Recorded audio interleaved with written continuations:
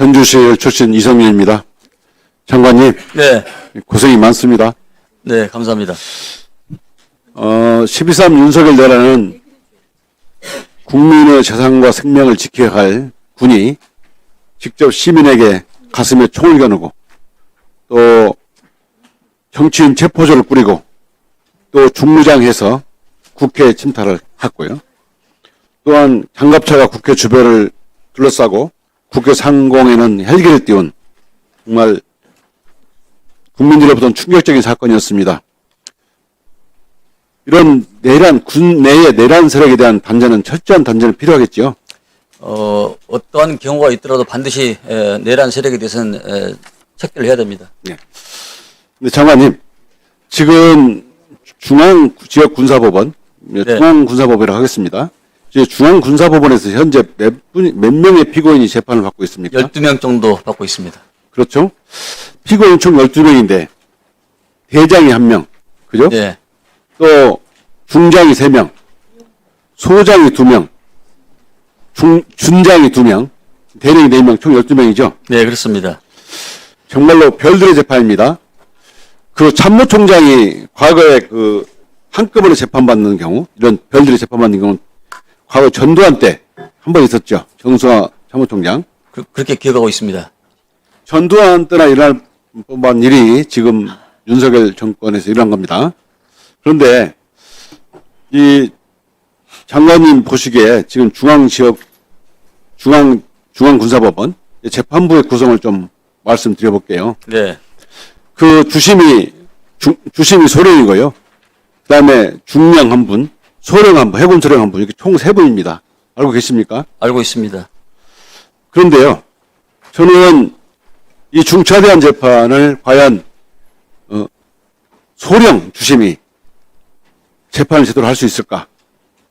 저는 검찰도 경험해봤지만 계급이 깡패라고 생각하는 군에서 소령이 이 많은 별들을 제대로 재판할 수 있을까? 또는 국민들도 이렇게 많이 걱정을 하십니다. 어떻게 생각하십니까? 네, 소령 혼자 재판한 것은 아닌 것 같고요.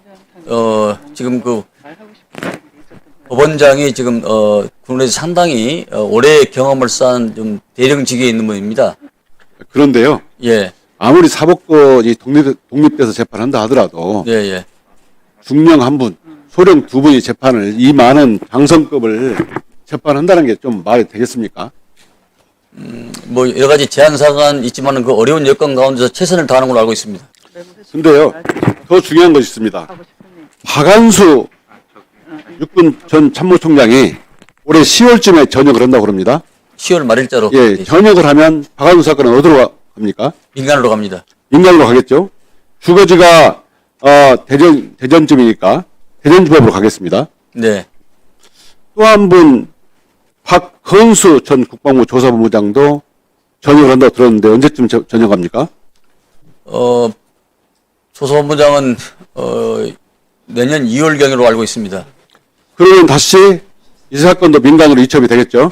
그렇습니다. 예, 그러면 주소지가 범죄지가 용산이니까 서울 서부지법으로 이송이 되겠네요.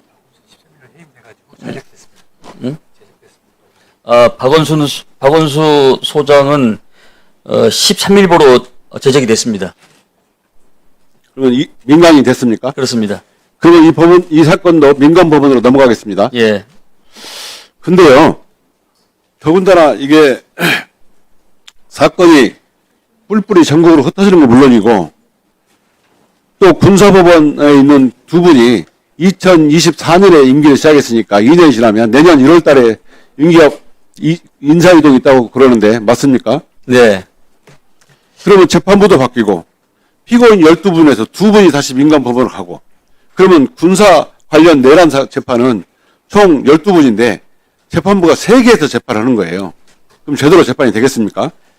자, 의원님, 이게 지금 상당히 그 법원의 기술적인 문제이기 때문에 우리 좀 법원장으로 하여금 좀 답변을 드리도록 하겠습니다. 예, 좋습니다.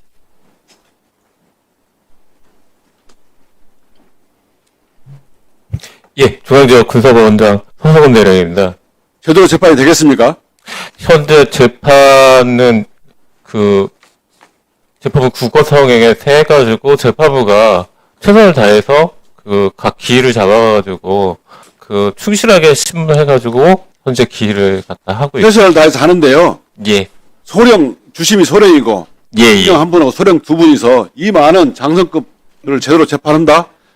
국민들은 저한테도 많이 그런 말 하시더라고요. 계급이 깡패인데 제대로 재판할 수 있겠냐. 더군다나 두 분이 민간 법원으로 가면 이제 열부 남는 거 아니에요? 예, 그렇습니다. 더군다나 법원장님, 예, 해병대 특검에서, 아니, 재병 특검에서 조사 받으셨잖아요. 예, 예. 조사를 받은 상황에서 제대로 재판을 할 수 있을까요? 제가 그 재판부의 구성은 지금 안 하고 있습니다. 그 재판부는 제 밑에 있는 재판부장을 중심으로 재판을 하고 있습니다.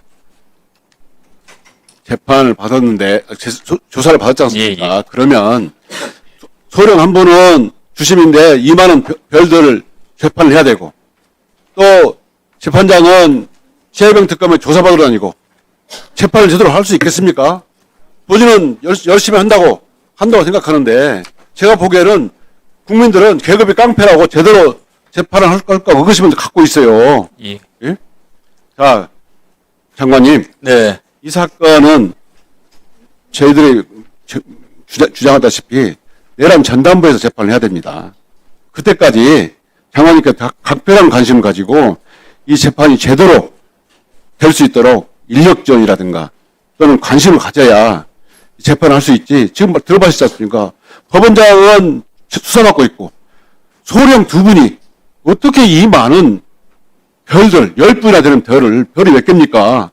이걸 제대로 재판할 수 있을까? 그것이 네. 갖고 있고, 여러 가지 예? 제대로 단죄도 않을 거야 걱정하고 있습니다. 보완 조치가 있으면 보완 조치를 하도록 하겠습니다.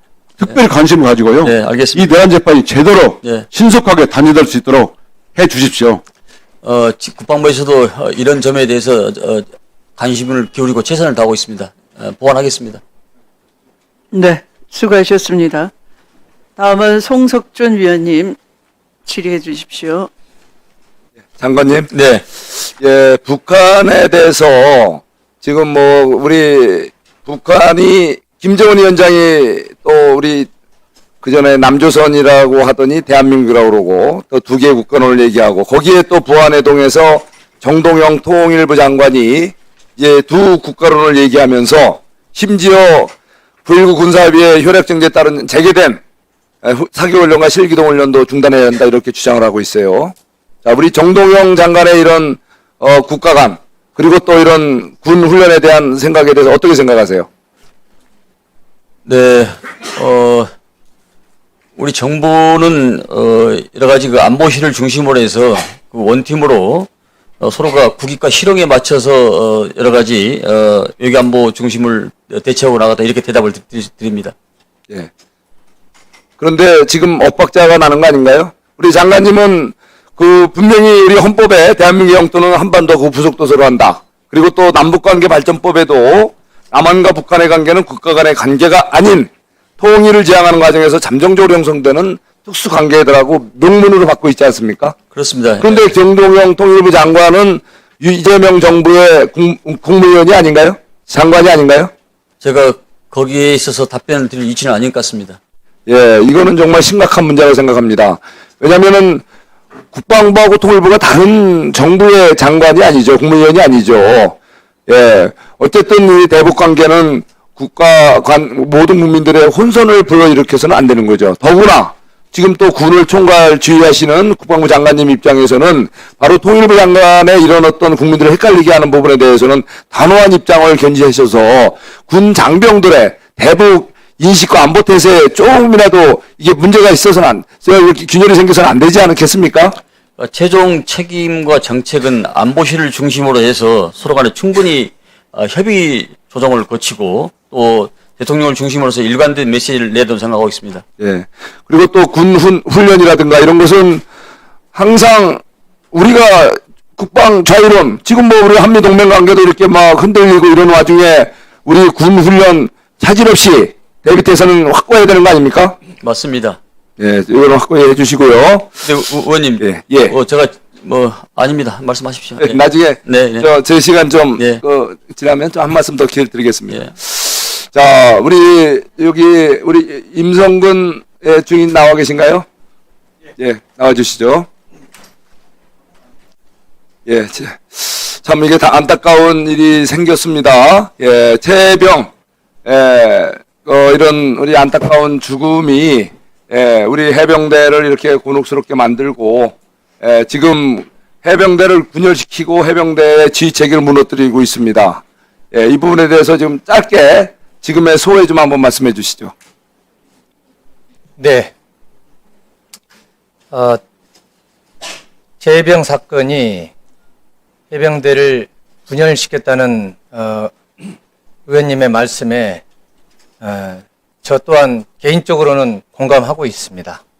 자, 그러나 지금 중요한 것은 신경을 한마디로 예. 단어 하나로만 표현해 보세요. 단어 한 단어로. 실체적 진실 규명을 통해서 진실 규명이 우선이라고 생각합니다. 저는. 오케이. 예. 알겠습니다. 자, 우리 장관님, 네.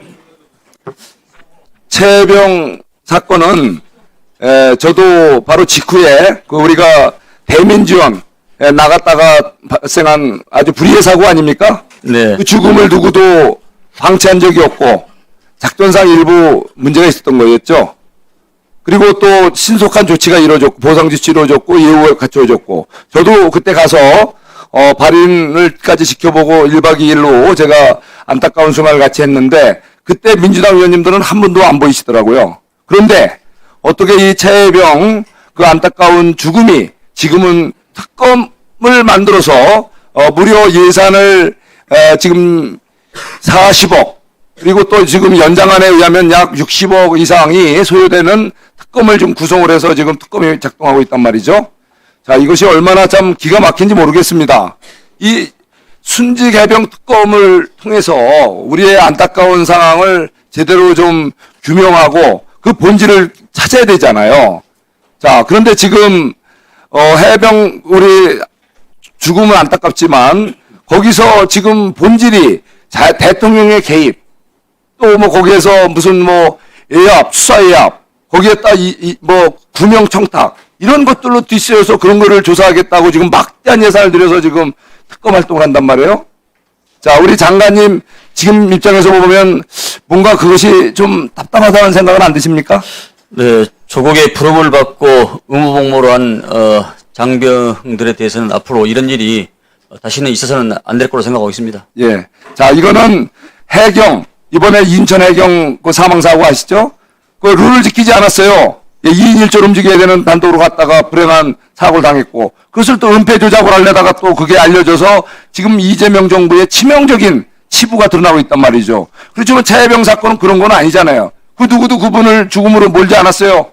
서로 열심히 하려고 그러다가 불의의 사고로 돌아가셨어요. 그런데 그걸 갖고 정치적으로 이걸 정말 지나치게 물고 떨어지고 지금 막대한 세금을 들이면서 하는 게 뭡니까? 지금 최혜병 특검이 한 게 볼까요?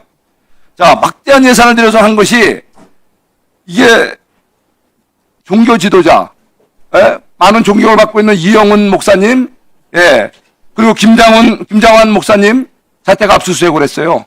별로 나온 게 뭔지 왜 했는지 모르겠어요.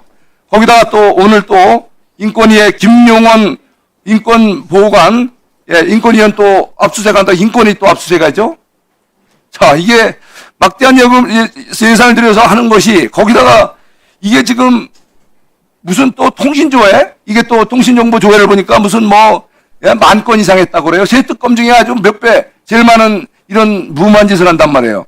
이게 도대체 우리 안타까운 장병의 희생을 경쟁의 이거 도구로 삼아서 막대한 예산을 써가면서 이렇게 인권유린하고 또 이렇게 종교 탄압하고 도대체 이게 제 정상입니까? 이게 정말 장관님 충분히 얘기해 주세요. 저는 정말 이게 이재명 정부 들어서 소위 검찰 없앤다고 하면서 특검 감독하고 지금 이게 해병 특검을 통해서 도대체 예산 낭비해가면서 군 본연의 안타까운 죽음을 발언을 정리해 주시기 바랍니다. 시간이 종료되었습니다. 이렇게 각 기관을 압수수색하고 또 통신조회 분별을 하면서 나라를 온통 쑥대밭을 만들어 놓는 이 최혜병 특검이 결국은 어쩌면은 이 군의 잘못된 수사에서 기인된 거 아닙니까? 자, 박정은 대령 지금 뭐 이번에 준장 지급했죠? 아직 한 상태가 아닙니다. 발언 시간이 종료되었습니다. 추가로 질의하겠습니다. 네, 최해병 사건을 해병 순직 사건을 정쟁의 도구로 활용하고 있지 않습니다. 그래요? 네. 한번 좀 이따 볼까요? 한번 이제 다른 여기 우리 여당 의원님들 어떻게 하시나요? 발언 시간이 종료되었습니다. 네. 내란 속의 윤석열 정부의 국방부 장관이 순직 해병 수사를 하지 못하도록 하기 위해서 수사 단장을 항명 수괴죄로 대통령의 명을 받아서 기소를 한 이후에 구속 시도까지 했다가 이런 수사 외압을 회피하기 위해서 국방부 장관은 호주로 도주하는 도주대사의 그 불명예를 안게 됐습니다. 특검이 이것을 제대로 올바로 수사해야지만 군의 기강이 바로 잡아진다 할 것입니다. 그런데 국감위원님들께서 이를 밝히고자 하는 국회가 통과시킨 최해병 특검이 나라를 쑥대밭으로 만든다라고 하면서 특검의 활동을 폄훼하거나 특검을 모욕하는 일은 삼가해 주시기 바랍니다. 그리고 국방부 장관은 특검 수사와는 아무 상관이 없습니다. 군사법원에 대한 질의만 해 주시기 바랍니다.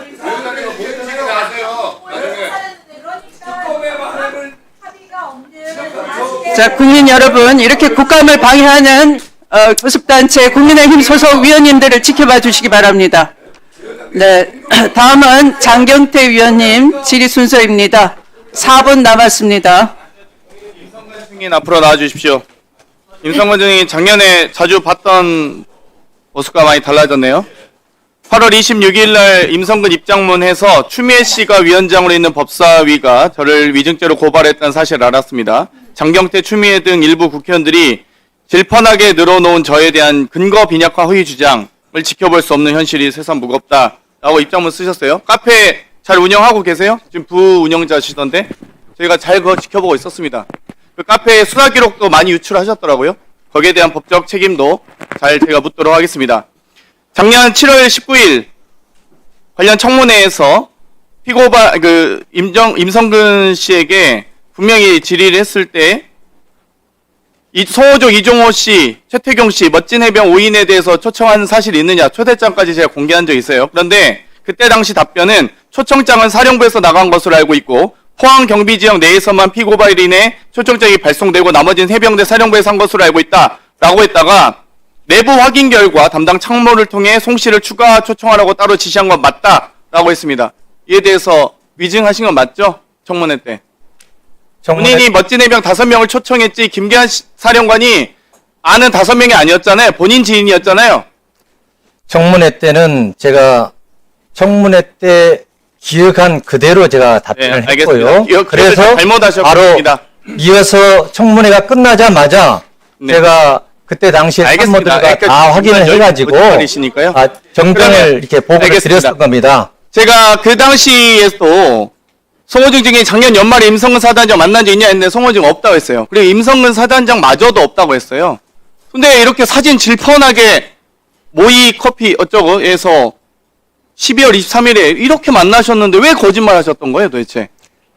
저는 그것도 제가 연말이나 연초에 만난 것으로 저는 제 기억은 연초로 기억을 했던 겁니다. 또 이관영 씨 또 연말에는 만나지 않았다. 만났는데 사진이 공개됐어요. 아무튼 그거는 네. 뭐 본인이 수사 받으시면 잘 재판에서 응용하시고요. 네. 또 곽규택 위원께서 7월 28일 임성근이 사의 표명 전후 임성근 사단장과 이야기를 해보거나 했을 것 같은데 그래 보시지 않으셨나요? 라고 했을 때 송호정 증인 같은 경우는 7, 8월 통한 적이 없습니다 했고 본인도 특별히 통한 기억이 없다고 했는데 이관영 씨와 송호정 씨의 통화 내역 중에 임성근은 다른 전화를 받은 것 같다. 임성근에게 사표는 아직 이르다는 말을 하였던 것 같다. 라는 지금 녹취가 언론 보도를 통해서 공개되고 있습니다.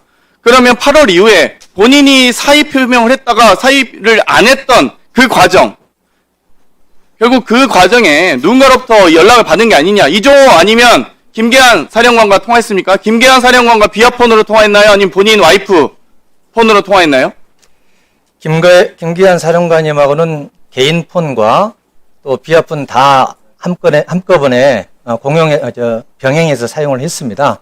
그리고 저는 2023년 7월 28일에 아침 7시 반에서 8시 여간에 김기현 사령관님에게 제가 직접 사의 표명을 이미 본인은 사의 표명 안 해도 된다는 걸 이미 그 당시 8월 초순경 알고 있었다라는 녹취가 지금 나오고 있습니다. 수사를 통해서. 그리고 하나 마지막. 이종호 씨를 끝까지 모른다고 하셨어요. 이종호 씨는 블랙펄 인베스트 대표.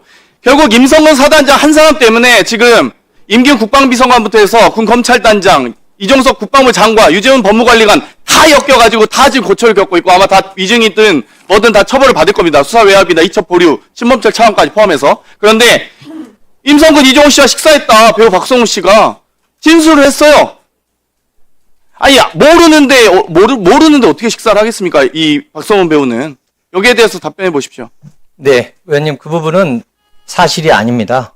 그리고 제가 사실이 아니라고 주장하는 것이 아니고 바로 확인을 하면은 가능한 사항입니다. 확인을 해 주십시오.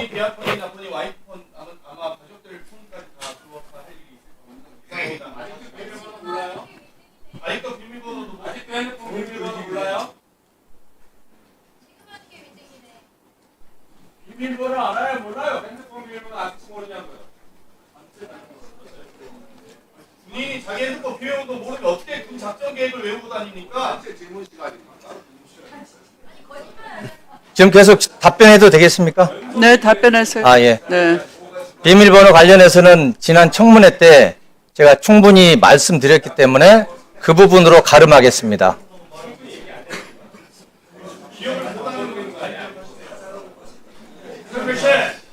청문회 때 당신이 말한 것은 군권 부장이라는 상관은 연수다가 진실인가요? 양천공무원 산업 얘기하시는 분들이 체력 수칙이 다 써놓은 거라고요? 말이에요. 체력이 수칙했는데 자, 다음은 증인 들어가세요. 그걸 얘기하는 거잖아요. 지금 자, 다음 질의는 신동욱 위원님 질의하시기 바랍니다. 신동욱 위원 시간 내주세요. 4분 남았습니다. 신동욱 위원. 자, 안규백 장관님, 네. 제가 좀 말씀을 좀 드릴게요. 민주당 정부가 대개 보면 한미 동맹, 특히 동맹에 대한 이해도가 좀 없으신 것 같아요. 아까 항의사안 받으신 것 관련해서 뭐가 문제냐 하면 이게 아무런 우리 주장대로 아무런 문제가 없는데 미국이 이런 소위 생트집을 잡고 있다면 한미 관계에 심각한 균열이 생긴 겁니다. 그래서 그걸 잘 들여다보셔야 돼요. 두 번째, 문제가 있는데도 지금까지 못 풀었다면 우리 외교력에 심각한 문제가 있는 겁니다. 그리고 그러면 조원석 특검한테도 경고를 하셔야죠. 그걸 감싸서는 안 되는 거죠. 문제가 있는데 못 풀고 있다면.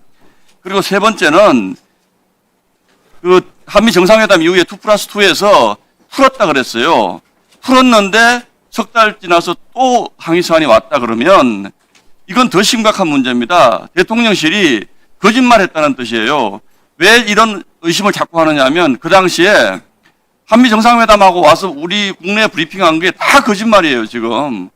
그래서 지금 그 당시에 이재명 대통령의 위기를 넘기기 위해서 관세 협상도 잘 됐다, 미국과의 오해도 다 풀었다, 이렇게 얘기했는데 지금 와서 온 거예요. 그러니까 이게 지금 어떤 경우든 수습을 하셔야 되는 문제입니다. 우리는 문제없이 했으니까 미국이 오해하고 있는 거다, 이렇게 말로 퉁치실 거 아니다라는 말씀을 저는 드립니다.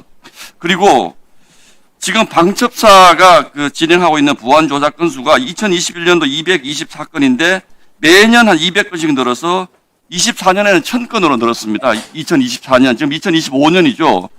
근데 방첩사를 왜 없애려고 그러는 겁니까? 의원님, 방첩사를 없애는 게 아니고요. 방첩에 대한 기능을 더 강화시키는 겁니다. 그리고 방첩사 내에 있는 해제법은 뭡니까 그러면? 방첩사 내에 있는 조사, 수사 이런 부분들은 국방부 내 유관 기관에 이체를 바꾸는 겁니다. 미션을. 장관님. 네. 그거는 정말 제가 뭐 같은 선배 의원이신데 죄송스럽습니다만 말장난이시죠. 아니 어떻게 그런 말씀, 방첩사를 없애고 그러면 그 기능은 우리는 다 가지고 있다, 이런 얘기는 저는 굉장히 제가 보기에는 앞뒤가 잘 맞지 않는 말씀입니다. 특히 제가 말씀드려 볼게요. 이 방첩사 해체법을 발의한 그 진보당의 전종덕 의원이라는 분이요. 이게 민주노총 출신이고 방첩사를 없애는 건 큰 오해입니다.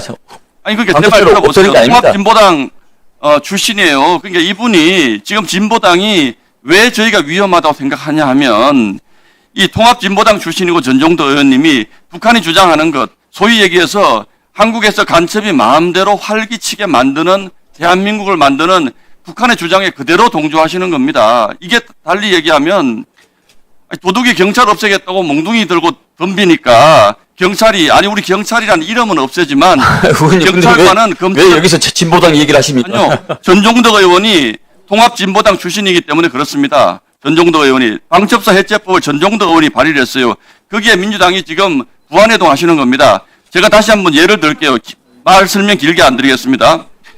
이게 도둑이 경찰 없애겠다고 몽둥이 들고 덤비니까 그래 경찰 없앨게. 근데 우리 경찰관을 없앨 수는 없으니까 경찰관을 검찰에도 갖다 놓고 안기부에도 갖다 놓고 해서 경찰 기능이 사라지는 것은 아니야라고 얘기하는 겁니다. 이게 지금 북한이 주장하고 있는 것과 똑같은 일을 지금 민주당이 지금 군이 하고 있다는 말씀을 드리는 겁니다. 제가- 네, 말씀. 예.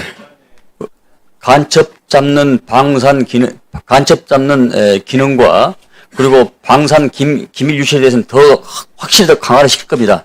다만 지난 12.3 계엄으로 인해서 문제됐던 그런 기관과 기구에 대해서는 조정할 필요가 있다고 이렇게 판단해서 강력히 추진하고 그러니까 현재 핵심은요. 지금 진행 중에 있다는 말씀을 드리고요. 분산시키겠다는 거잖아요. 분산시키면 경찰이랑 조직으로 묶였을 때 경찰이 시키고 있는 거지. 거기에 있는 인적 재원, 물적 재원을 다 분산시켜놓고 아니 상호 균형과 견제가 이루어져야 발전할 수 있다고 생각합니다. 그리고 그러니까 국방부 직할 관할 내에 있는 각 부서로 이렇게 기능 분산을 시킨다는 얘기죠.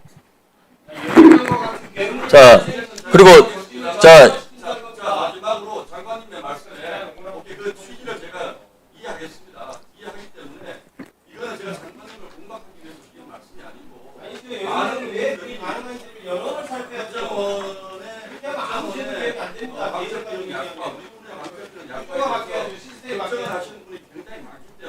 자, 발언 시간이 종료되었으므로 정리해 주시기 바랍니다. 자, 제가 확실 네, 장관님에게 답변 기회를 드리시기 바랍니다. 존경하는 의원님, 방첩 기능은 훨씬 더 강화시킵니다.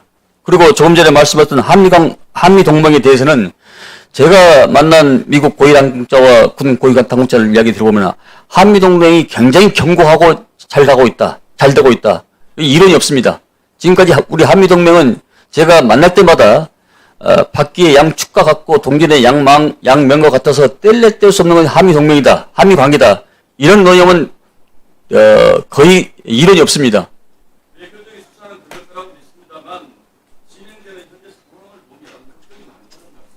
네, 걱정은 잘 이해하겠습니다.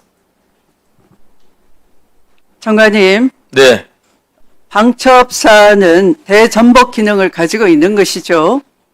군내 쿠데타를 감지하고 감시하는 기능을 갖고 있는 것이죠. 그렇습니다. 지난 12.3 내란에서는 방첩사령관과 그 측근 수하들이 스스로 이런 대전복 기능을 무시하고 오히려 내란 공범이 됐지 않습니까? 방첩사의 개혁을 철저하게 해주시기 바랍니다. 다시는 이와 같은 반역죄를 저지르는 그런 따리를 틀지 않도록 철저하게 개혁해 주십시오. 그것이 사명입니다. 네, 한 말씀.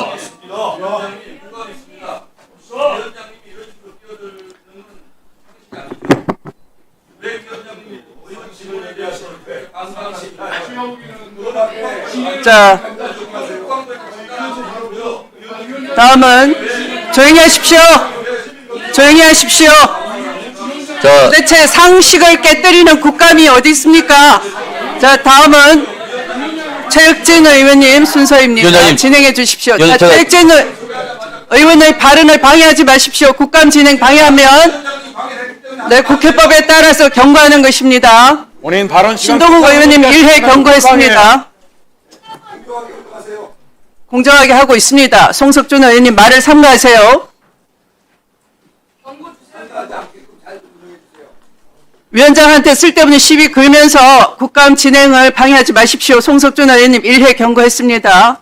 누적되면 퇴장 조치할 수 있습니다. 자, 진행하십시오. 최혁진 위원님, 예. 발언 시작하십시오. 알겠습니다. 네. 저 장관님, 네. 하여간 이 내란을 청산하고 우리 국방을 다시 세우느라고 연일 너무 고생이 많으십니다. 네.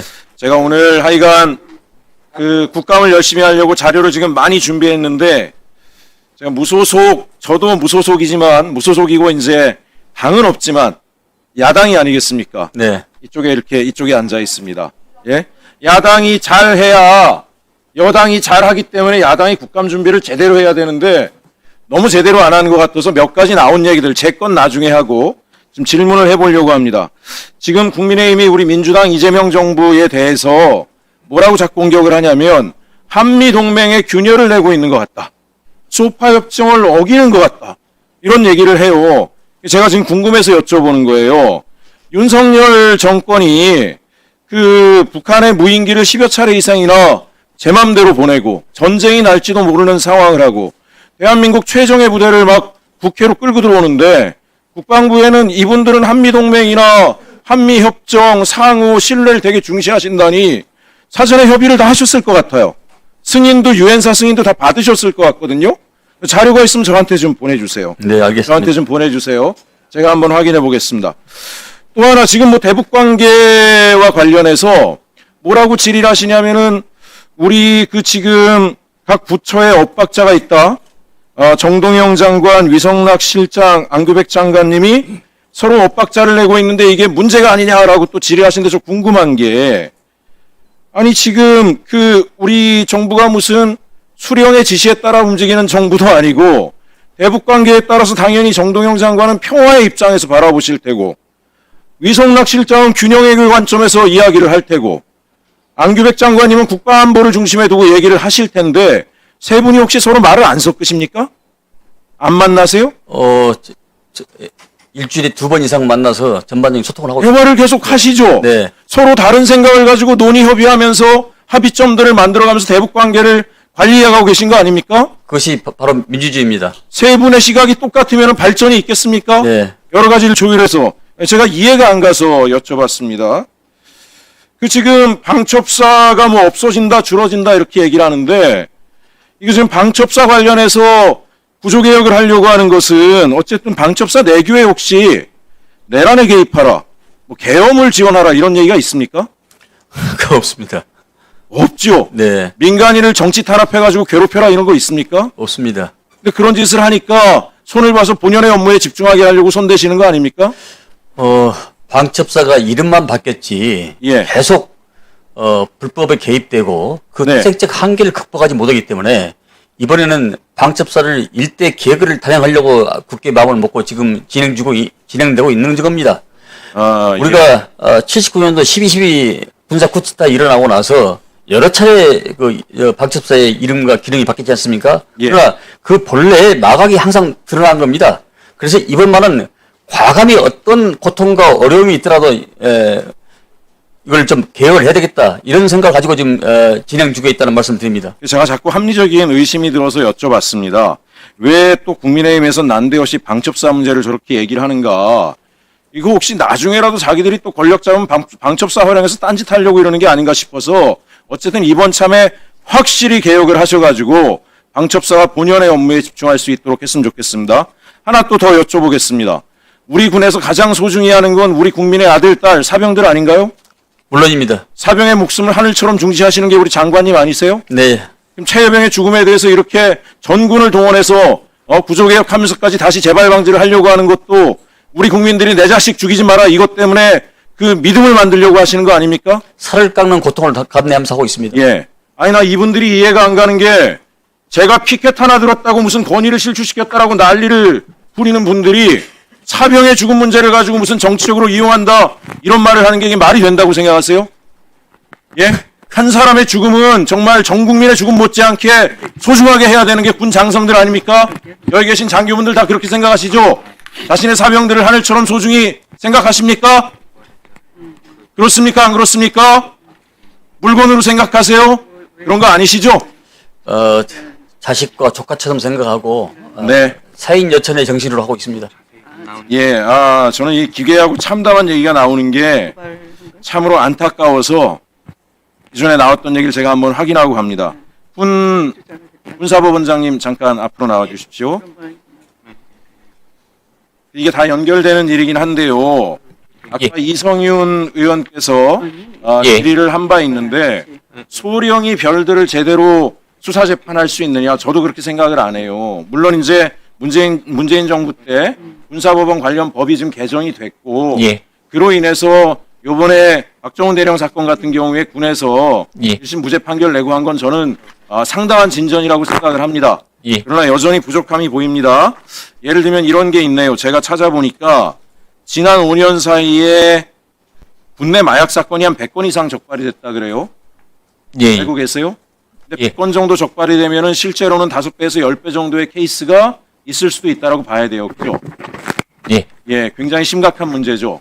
군은 첨단 무기를 다루고 있는 곳이고 국방 안보와 관련된 주요 기밀을 다루는 곳인데 이 군이 마약에 노출이 되면 어떤 문제가 터질지 예측을 못하는 거잖아요. 그죠?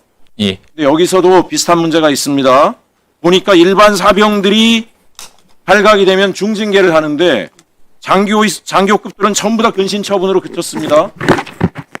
장교들이 더 중한 처분을 받아야 되는 거 아닙니까? 예. 이유가 뭡니까? 저 의원님, 징계는 법원에서 안 해서 이 부분에 대해서 제가 직접적으로 답하기는 좀. 제가 아까 최혜병 사건 관련해서 예. 우리 국민들은 두 가지를 원했습니다.